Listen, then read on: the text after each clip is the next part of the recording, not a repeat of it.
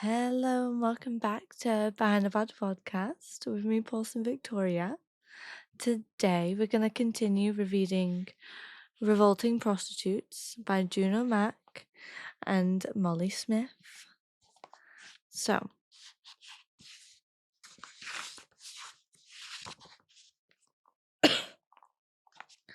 deportations. Deportations are intrinsically violent. But the deportation of sex workers from countries that have implemented the Nordic model is often particularly brutal.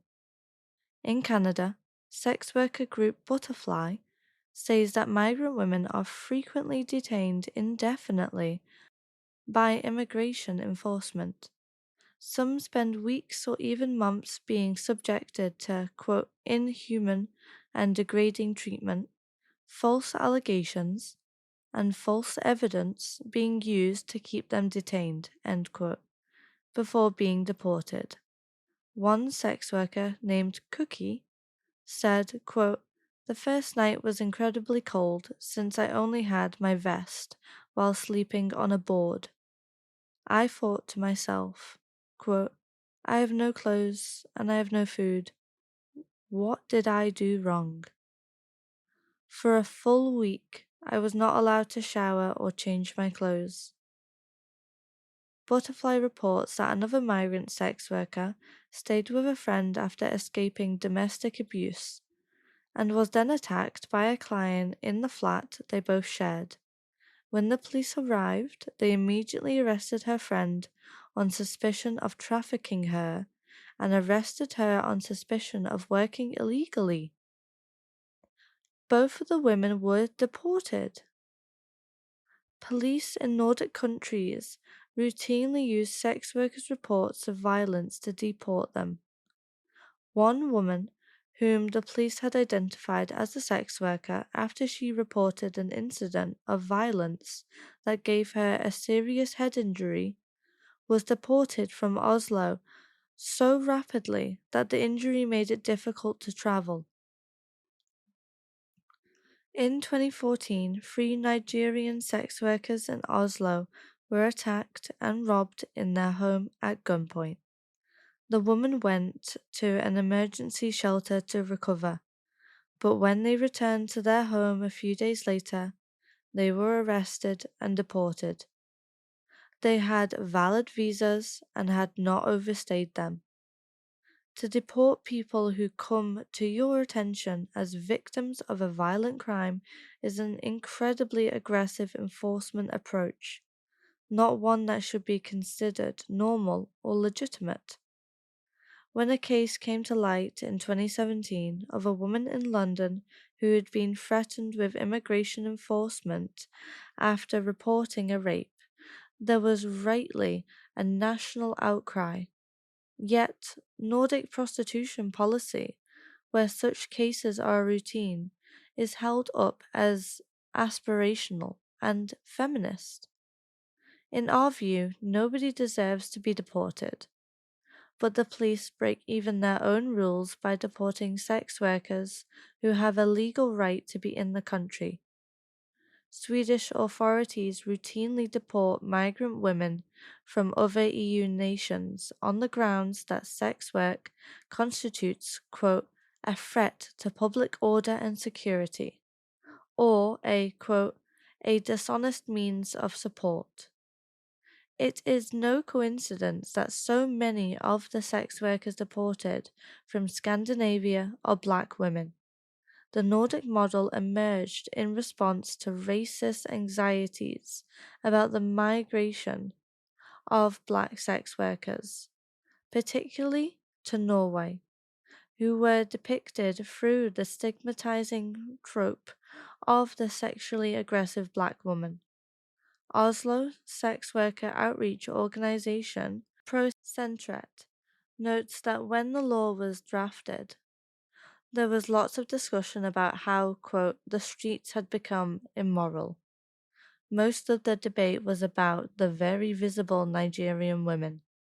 There were politicians talking about how terrible it was for them to be approached by these women. The women were treated like they were garbage that needed to be cleaned away. The media stories were about, quote, black whores, causing, quote, immorality in the streets. That was the main focus.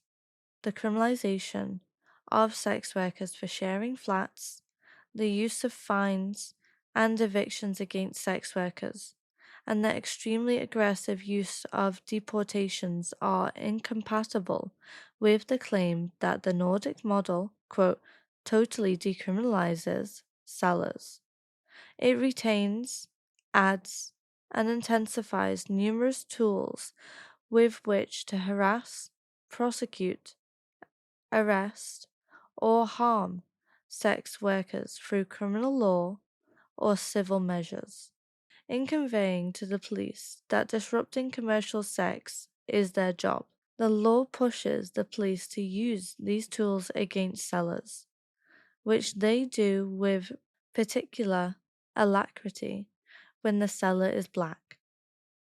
The effect, of course, is that the seller has a good reason to hide from the police, making Nordic cops endless comments about how easy it is to still find sex workers. Brackets, if the punter can find prostituted women, so can the police. More chilling than jocular. It throws into a harsh light the rhetorical question that we hear a lot as activists. Quote, how can a prostitute in Sweden be in danger? We're asked by cops and politicians and campaigners alike, quote, when all she has to do is pick up the phone, even if the punter is rude to her, and the police will arrest him because he is already committing a crime. Such a question must be rhetorical, because clearly these campaigners have never paused to hear sex workers' answers. Is that a sex worker working under the Nordic model still has a lot to fear. If she's a migrant, even one with a visa, she can be arrested and taken to a deportation center today. If her name is on the tenancy of a flat she shares, she can be prosecuted. Would you call the police if doing so would make you homeless today, or open you up to prosecution? Dorothy, a migrant sex worker in Canada, spoke of how this fear shaped her behavior. Quote, they, the robbers, treated us like a money machine. We were robbed 4 times in 1 week. We could not call the police, otherwise we would have had more trouble. I told the police about this after they eventually arrested and detained me, but they did not care. When people who sell sex have desperate, urgent reasons to hide from the police, we are profoundly vulnerable to violent men. Such men know that they can attack us, rob us, or assault us. And because contacting the police means we'll risk being made homeless, on top of being robbed at gunpoint, we won't contact the cops. Sex workers under such a system are sitting ducks. The pimp and the trafficker. As we noted when we discussed demand, third parties like managers benefit when sex workers' lives become more difficult. For instance, where sex workers face legal obstacles to tenancy, as is the case under the Nordic model, it makes sense to get another person to be a, quote, go-between with the landlord. Such a relationship is one of hugely uneven power. If the, quote, go-between requests £300 a month to do this, the sex worker is stuck having to pay him as well as the landlord. And if she won't or can't, he can easily get her evicted. The Norwegian government writes that in Sweden, prostitutes' dependence on pimps has probably increased. Someone is needed in the background to arrange transport and new flats so that the women's activity is more difficult to discover. The victims of exploitation and sex trafficking are a key concern for many feminists, including sex worker activists. There are women in abusive relationships who have been coerced into prostitution by their partner. There are those working in prostitution who have been coerced into it by people who promise them different work, and to whom they pay some or all of their earnings from sex work, usually to pay back a debt for crossing the border. Does the Nordic model approach make the situation better for women like these? Bear in mind that there is no simple binary divide between sex workers and those you would consider trafficked. All of these people are using the safety strategies we have outlined in this book when they can. All, for whatever reason, are seeking to make money, whether to buy drugs, placate a violent partner or abusive manager, give to a landlord or send to a dependent family member, or indeed to pay off a people smuggler. Policies which make a prostitute's life harder will make the lives of those you would consider trafficked harder too. Think back to the Norwegian government report cited earlier in this chapter. The one that said the sex buyer law meant that people in prostitution now had to, quote, work harder. That applies to everyone selling sex in Norway. There isn't an exemption for those in the most exploitative situations. Another Norwegian government report into the sex buyer law states this even more bluntly. The worst harms, it notes, accrue to, quote, addicts, the mentally ill, and people from other countries, the forced prostitutes. And if an exploited migrant sex worker goes to the police under the Nordic model, as under other models, she will be deported with her debt unpaid. The Swedish parliament noted, when women are, quote, discovered by police and found to, quote, have been missing a legal basis for their stay, they will often have been immediately deported without the police attempting to investigate under what conditions they have come and stayed in. This means that significant information about trafficking in human beings has been lost.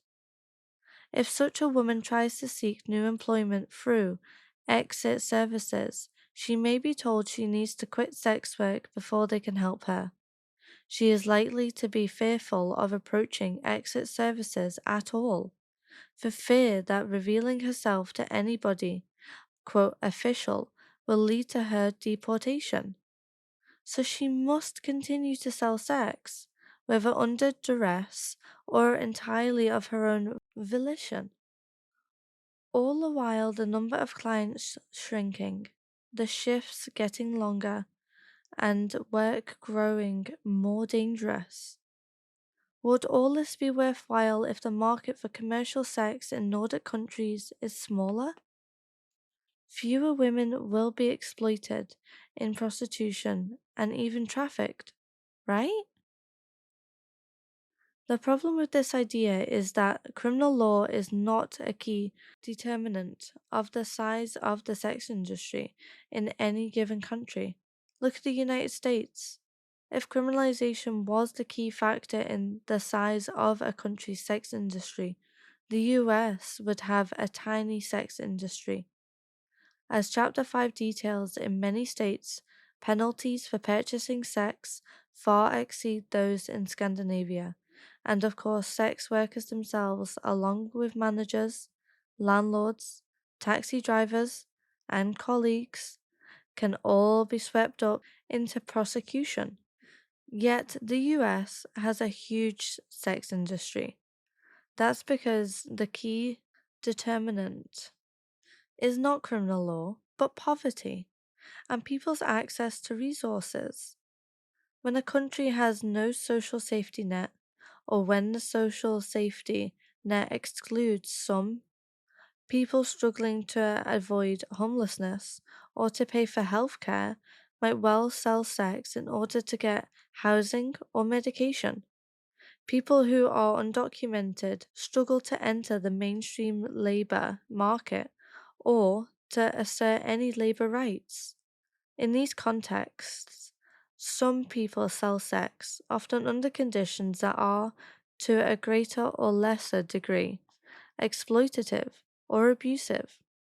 But the solution isn't to criminalize commercial sex. If it was, the US would have zero trafficking. Instead, it is to ensure that people have access to the resources that they need, including the right to safe migration and the right for migrants to work and assert labor rights without fearing deportation. In fact, Swedish policymakers aren't at all clear on what the law has achieved.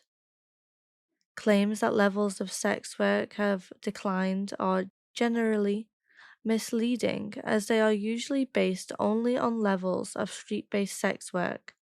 Street work in Stockholm did indeed decline briefly after 1999, but then went back up again, and the law probably merely speeded a transition to indoor work that was already being facilitated by the internet. Today, it is impossible to run a brothel in Sweden, boasts a cop to anti prostitution campaigner Janice Raymond, who uncritically repeats him. But according to police, the number of brothels in Stockholm have increased sharply. In 2009, they estimated there were 90 Thai massage parlors which offer sex in the city. By 2013, the number was 250. Swedish politicians complained of the sex industry's resilience, noting in 2003 that street prostitution in one country had more than doubled, contrary to the claims of, quote, abolitionism. Swedish politicians argue, quote, we have never thought that you could eradicate prostitution with it, but sex laws is an important signal of what is acceptable in a society and not. Not exactly the, quote, existential threat to the sex trade that advocates claim then. Can anybody hear us? All over the world, it is routine for anti prostitution policing to involve evicting sex workers, prosecuting them, and deporting them. Only in the Nordic countries, however, is this imagined as a feminist achievement. For Sweden, particularly, cleansing the nation of undesirables as a form of social improvement has long been part of national identity. In the early 20th century, the political theory of the people's home was established to conceptualize the ideal Swedish society and its benevolent welfare state. The basis for this idea is that, like a small family household, Swedish citizens contribute and in turn are benignly looked after by the state, which acts as a, quote, good parent, steering its offspring away from misbehavior and corruption. Unsurprisingly, the role of the prostitute in the people's home is an antagonistic one. Who is but a prostitute could more archetypally threaten the family hearth. Other groups, too, are seen as similarly disruptive to Swedish familiar normativity. People who use drugs, people with HIV, transgender people. how this, quote, national family has historically responded to these groups paints a picture of Swedish control. In the name of the people's home, eugenicist commitment to, quote, social hygiene, 21,000 people were forcibly sterilized before 1975. 90% of those sterilized were women, who were deemed to be, quote, inferior, antisocial, dangerously hypersexual, promiscuous, or feeble-minded. During the 1990s, the Swedish state incarcerated people living with HIV without trial, some of them for years. 90% were sex workers and drug users. This legacy lives on in Swedish governance. In 2009, a left party politician noted that these punitive responses to HIV played a part in the social construction of, quote, the nice, clean Sweden. In order to legally reassign their gender, trans people were subject to compulsory sterilization until 2013. Even the presence of drugs in the body is criminalized. What the fuck? This is a far harsher anti-drug law than any other European country has, which goes some way towards explaining Sweden's devastating number of drug deaths, the second worst in Europe. Ultimately, only Sweden's, quote, ideal, normative citizens, healthy, productive people of Nordic stock, are those who can be deemed responsible and rational, looking after themselves in a way that is independent but in accord with family rules, protecting the brand. For anti-prostitution feminists, be gilded by the idea of the, quote, people's home, a utopia of social order. Sweden's prostitution law represents the dream. Reality cannot be allowed to intrude. We hear a litany of phrases exalting Sweden's, quote, decriminalization of, quote, prostituted people. The UK feminist group Object says the Nordic model completely decriminalizes those who sell sex acts whilst offering support services to exit prostitution. While Dr. Megan Tyler from the Nordic Model Information Network says the law, quote, basically hinges on, essentially, a legal framework where all prostituted persons are decriminalized, so there's no criminal sanction against anyone in prostitution, but sex buying, pimping, and brothel keeping are all criminalized. When someone raised, quote, Operation Homeless in the comments section of her website, prolific anti-prostitution feminist Megan Murphy was confused. Can you at least explain how and why the police are supposedly, quote, seeking out and harassing sex workers? And what that has to do with the Nordic model? It seems the articles you've provided have something to do with something called, quote, Operation Homeless. I don't know what that is, and I don't understand how it relates to the Nordic model. Murphy has penned literally hundreds of articles advocating for the Nordic model over a period of years. For her to not know about Operation Homeless betrays a notable and typical lack of feminist curiosity about sex workers' experiences under the system they are advocating for. Similar examples abound. In her book, Pimp State, which also advocates for the Nordic model, Banyard writes, quote, securing the sex buyer law isn't a case of job done for campaigners. Indeed, the task turns to prizing open the full potential of the law, which sometimes includes pressing for amendments in the legislation itself.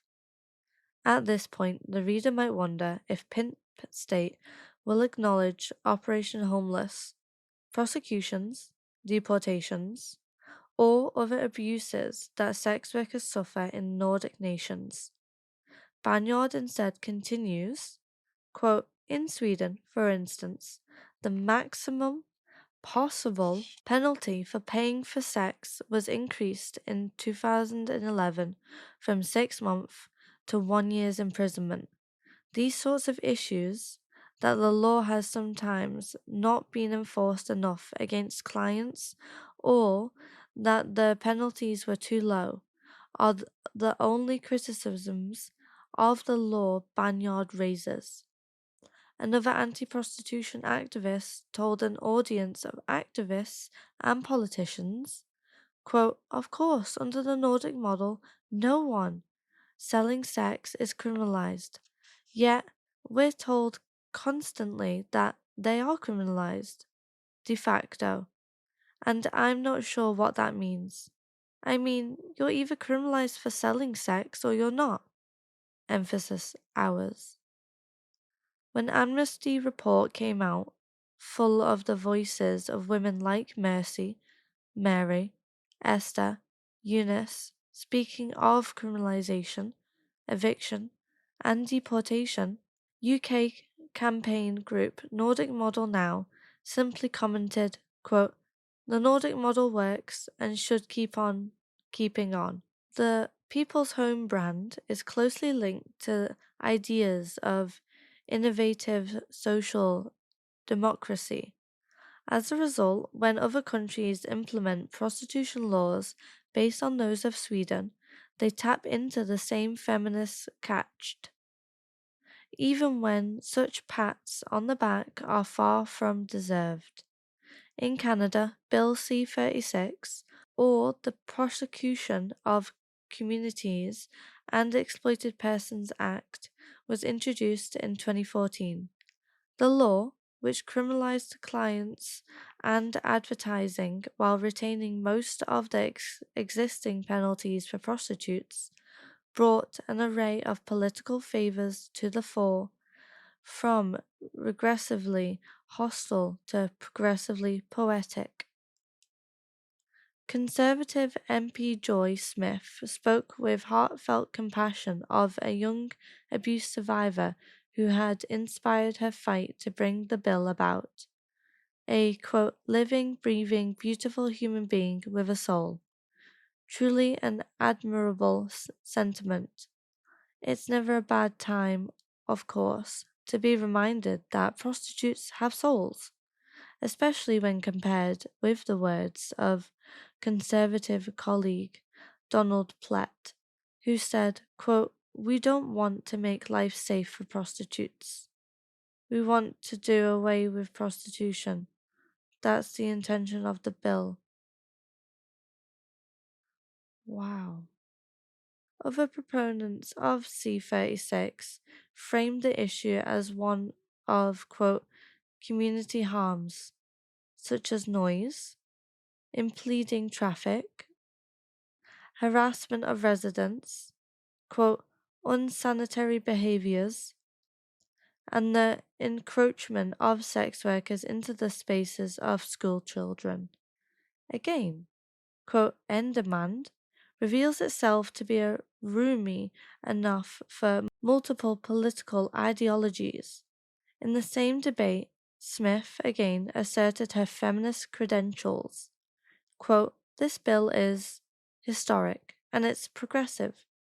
For the first time in Canada's history, women trafficked into prostitution will not be treated as nuances. They'll be treated with dignity. End quote. Shortly after that, 11 migrant sex workers were arrested in Ottawa and deported. For all that feminists say, they prioritize tackling violence against victims, addressing the hurt caused to us by the buying of sex. It is striking how frequently this mask slips. When it does, we see yet again that the goal of, quote, doing away with sex workers and the spectre of, quote, harm to the community drive these policies. For those who have known violence in the sex trade, the doublespeak of these politics is clear. As for the law's vaunted disciplinary effect on male sexual entitlement, well, as evidence emerges of harms to sex workers and little or no reduction in the size of the sex industry, anti-prostitution feminists keen to, quote, protect the brand of the Nordic model increasingly shift to citing changes in social attitudes towards prostitution as a key metric of the law's success. When the law was first implemented, most of Swedes did not support it. Nearly 20 years on, a large majority of the population does.